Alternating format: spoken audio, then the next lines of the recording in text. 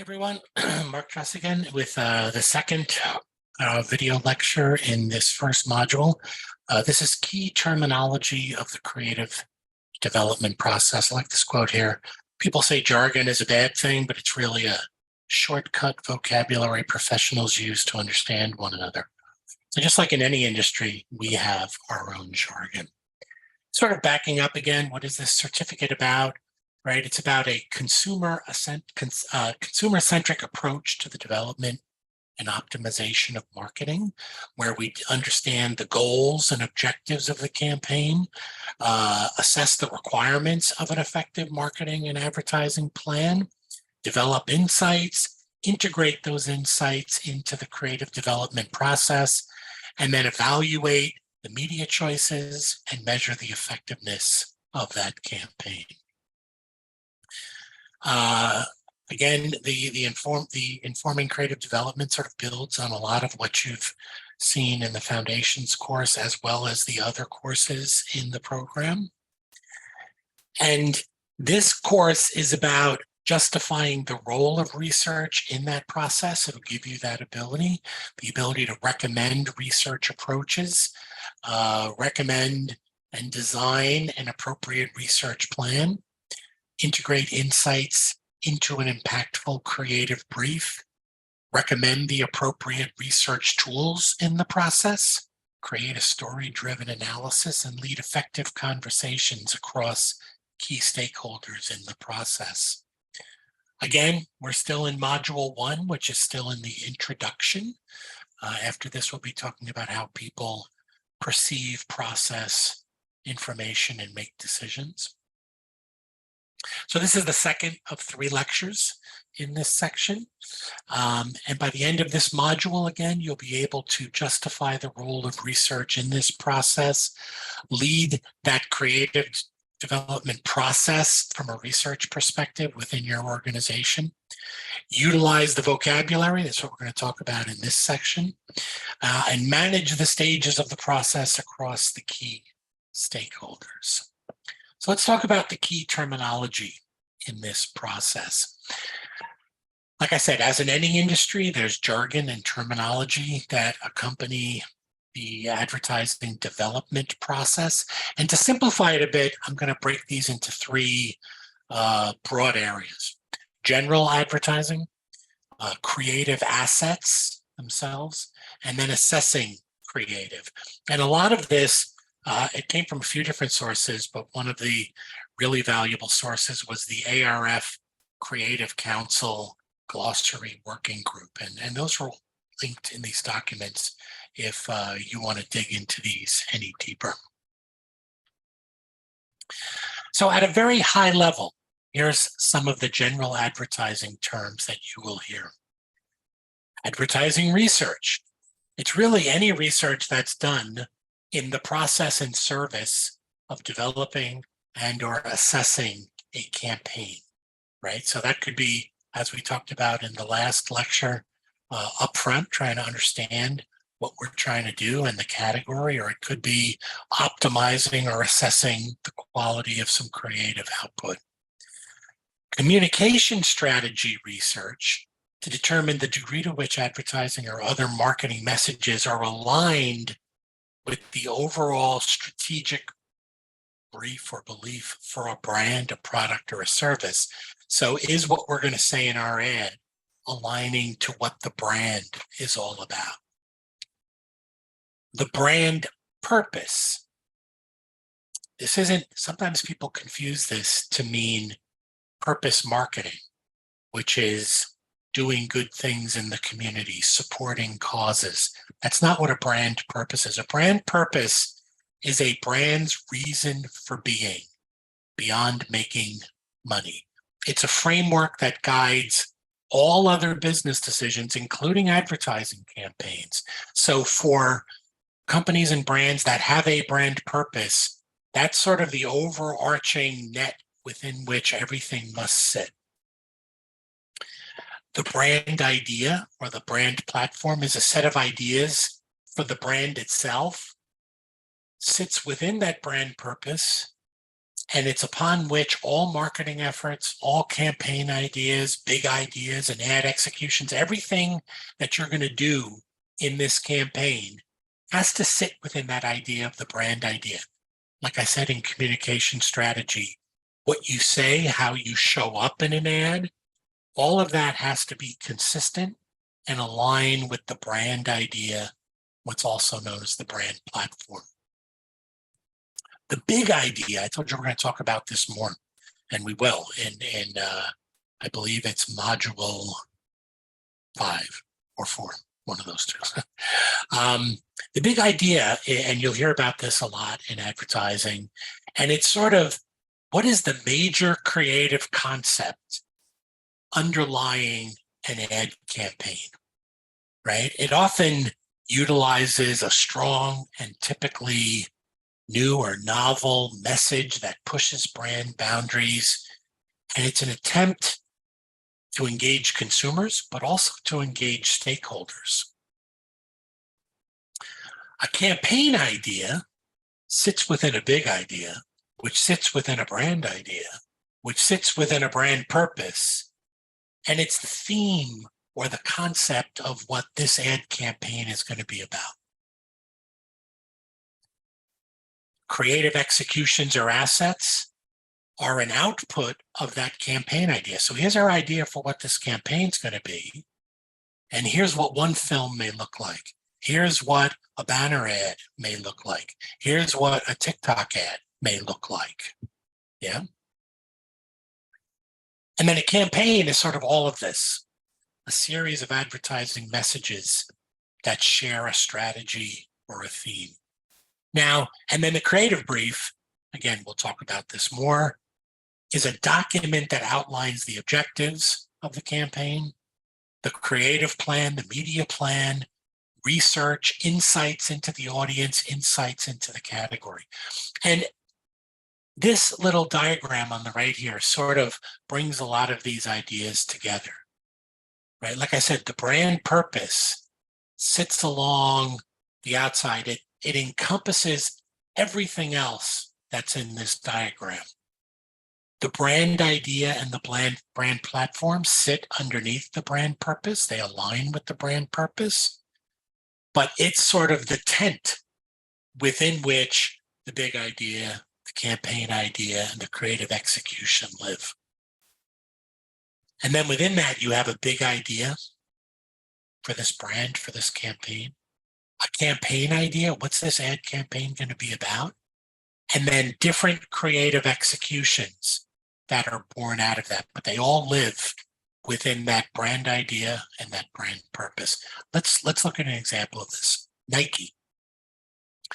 So Nike's brand purpose, you could articulate as to bring inspiration and innovation to every athlete in the world. That's their reason for being as a brand. It's not to sell a lot of sports footwear and make money. That's not their reason for being. They want to inspire and innovate every athlete in the world. Their brand idea is, if we're going to bring inspiration and innovation to every athlete, well, who's an athlete? They say, you know what, everyone's an athlete. If you have a body, you're an athlete. The big idea that encompasses almost all of their campaigns is that experiences are more satisfying than things, than buying things, than material things. Now notice, the brand purpose, the brand idea or the brand platform, and the big idea, you've probably never heard these words in a Nike ad campaign. When we talk about things like this in advertising, we often say these are not consumer facing. These are internal expressions of a brand purpose, a brand idea, and a big idea. And they are used internally by the marketer, by the ad agency, by the research companies, by the PR company, the media company, to help guide us in developing an ad campaign, right? So the brand purpose, to bring inspiration and innovation to every athlete. Their brand idea, their brand platform. If you have a body, you're an athlete. Everyone's an athlete. The big idea, go out and experience it. The campaign idea, this you will know. Just do it. Right? That you've seen, I'm sure. And the creative execution, well, that differs from each campaign. What do the different executions look like? Here's one example, right? Don't wait until you've won a ring to play like it. Interesting, right? And when you look at this, boy, it really ties back to this brand purpose of being inspiring, right? So just to give you a sense of how all those come together when we're talking about an ad and all the different components that are talked about all the time in ad agencies and when marketers are advertising. Let's talk about components of an ad. Again, still in the general advertising bucket. A brand asset or a creative asset is a term you'll hear. And this is a useful or valuable characteristic of a brand that tells people it's this brand, right? So the red bottle for Coca-Cola, the swoosh of Nike, Intel's little audio jingle. These are all brand assets. These are things that are highly associated in the consumer's mind with a particular brand. And marketers and advertising creatives can use those to help people, when they see the advertisement, understand which brand it is without having to say it. They simply have to include those brand assets or creative assets, and that will help people know.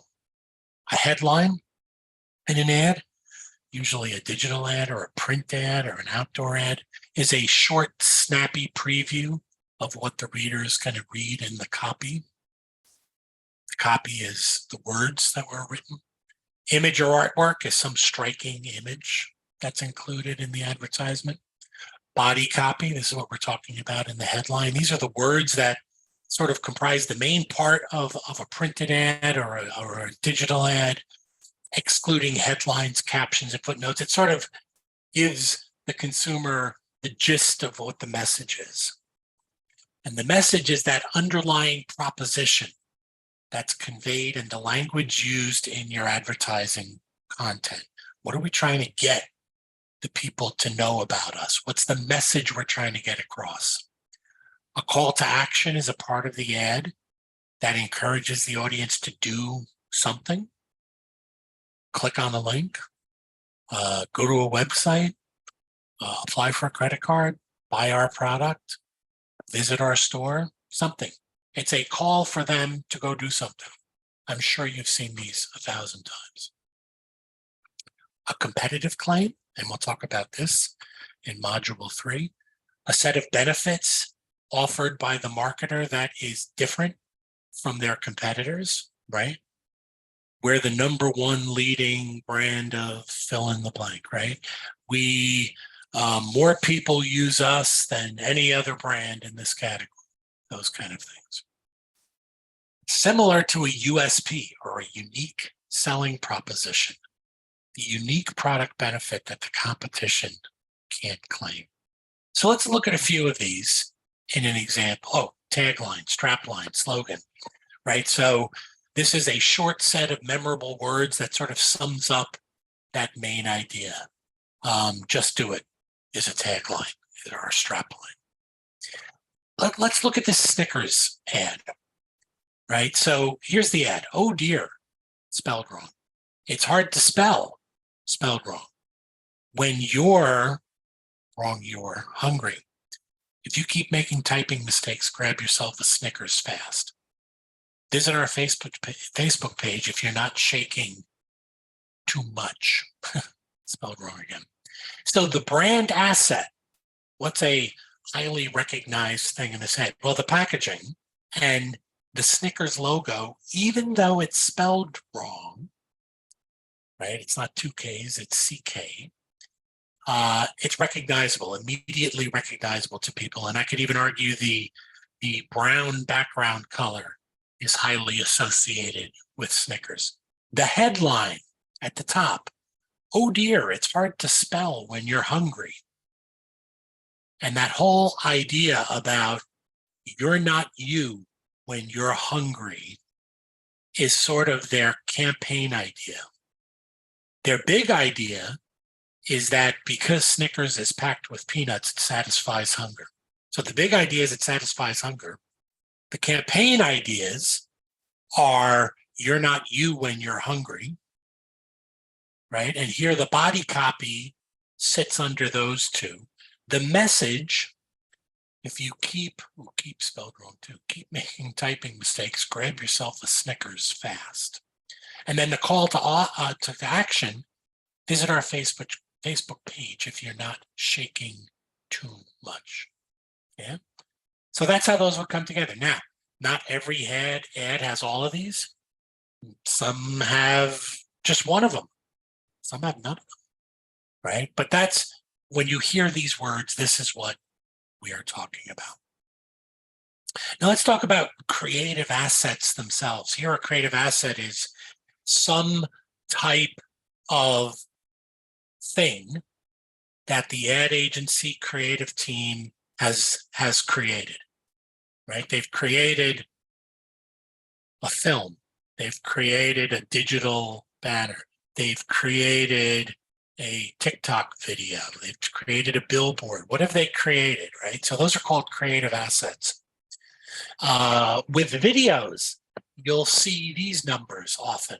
And these are the length of the video, right? So 120 is 2 minutes, 1 minute, half a minute, 15 seconds, or a 6-second video.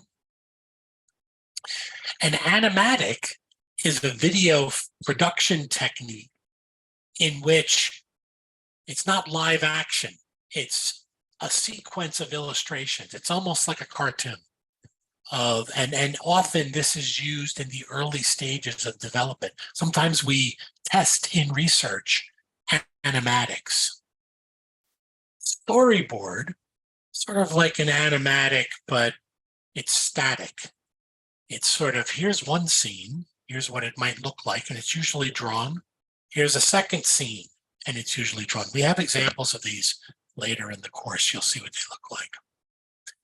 A board-o-matic is a series of storyboard frames that have been animated to visualize a story, right? So not quite an animatic, not quite a storyboard, sort of sits between them.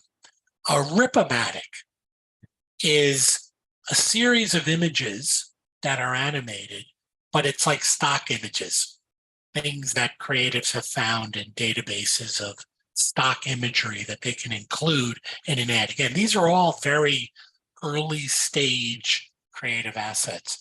Photomatic, same kind of idea, a series of photo images that visualize the story of an ad. A rough cut is kind of a full film, right? So they've gone out and they filmed something and they've, put it together like it's an ad, but it's very preliminary. And there might not be a voiceover, or they might be missing music, or it might not have text on it. It hasn't been fully edited yet. Sort of a rough idea of what it will look like. An execution is just one version of an ad within a campaign, right? So you may see within one campaign multiple executions. Geico is famous for this. They run multiple campaigns at the same time, and within each campaign have multiple executions running, different articulations of each idea. A pull out is once someone has created an ad, they go back and create one that looks very similar to it, but has a few differences, right? Again, so both, you now have two executions living within a campaign. Display advertising, I'm sure you've seen on digital web pages, right? So it's just a static image, digital image. A pre-roll is usually a very short video that runs before the video the consumer is clicking on to see on YouTube or wherever.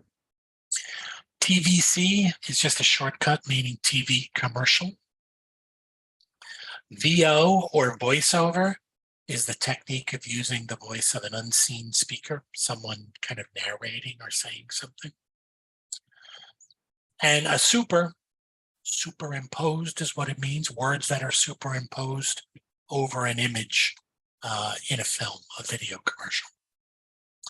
Assessing creative, right? We mentioned this before, A/B testing. Testing 2 or more versions of an ad in a live environment to see which one of the two perform better. A/B is a little misleading. It's not always 2. Sometimes it's ABC, ABCD, ABCDEF. Maybe often there's multiples of these. Copy testing, pre-testing, ad testing is a specialized segment of market research that researches the ad's effectiveness based on consumer responses and feedback. We're going to talk a lot about that in Module 6. A clutter reel is sometimes in copy testing or pre-testing or ad testing when we show consumers the ad that we're interested in assessing. We will include other non-competitive, but other ads in there as well, and sort of mix it up so that consumers are seeing the ad we want to learn about, but in the context of other ads, which more closely replicates what they will experience when watching TV or seeing videos online. Eye tracking is a special, you would have seen this in foundations, a specialized type of research that looks to understand what people are looking at on a particular ad. Where's their eye traveling? Click-through rate, the rate that people click on an ad or go to a web page.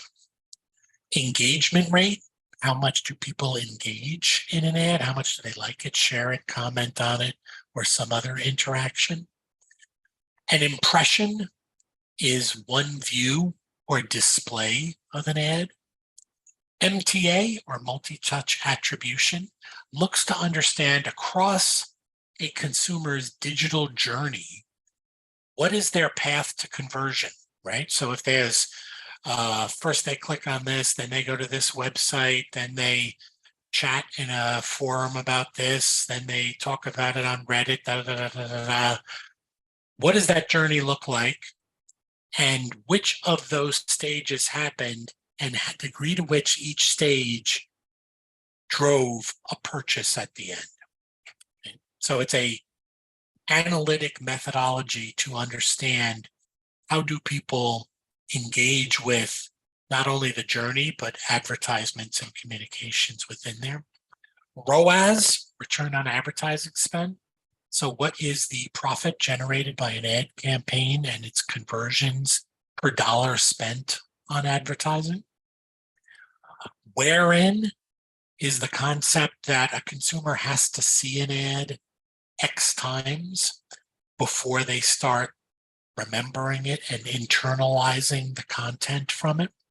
Where out is the other? It happens when consumers get so used to seeing a specific ad that they actually stop paying attention to it. Let's talk about assessing the creative. And again, we're going to talk a lot more about this in Module 6, but some of the metrics, you'll hear unaided or aided recall. And this is the percent of consumers who accurately recall the brand in an advertisement. And unaided is as they are unprompted, aided as they are prompted. Ad recognition, the percent of people who claim to remember an ad to which they've been previously exposed when we present them with elements of the ad. Attention, which we also talk about more in Module 7. And it's the degree to which consumers are conscious of and at least marginally focused on an advertisement or media vehicle. This is an area that the ARF actually studies in great depth. So if this is something that is of interest to you, there is a load of information through the ARF that you can get on attention. Do people recall the brand or the message in the advertisement? Again, this is all of these: attention, brand or message recall, breakthrough. We talk a lot about these in Module 7. Breakthrough is the quality of an advertising campaign such that people notice it, sort of similar to attention. Persuasion is a measure of behavioral intent. To what degree do people say, as a function of having been exposed to this advertising, are they likely to go purchase a product, or to consider a product, or to talk to their doctor about getting that product, or whatever the action is? Day after recall is sort of like unaided recall. It's a method of testing the performance of an ad. Was done much more frequently years ago, where they would actually call someone back the day after an ad ran and understand a day later the degree to which people understood that ad. So relevance, one more, sorry. And this again we talk about in Module 7. Measure commonly collected to assess how much an ad feels relevant to a consumer. And that could be elements of the execution, that could be the message, that could be the call to action, anything. When people see it, does it feel like it's for them? Or do people say, well, that's not for me, I don't know what that's about? And that's it. I'm sure there's other terminology as well, but those are sort of the high level ones that when you're working with research in the creative development process, those are terms that you're going to hear. Okay, with that, you can go get a job in advertising. Okay, I hope that was helpful. Thanks for joining, everyone, and be well. Bye-bye.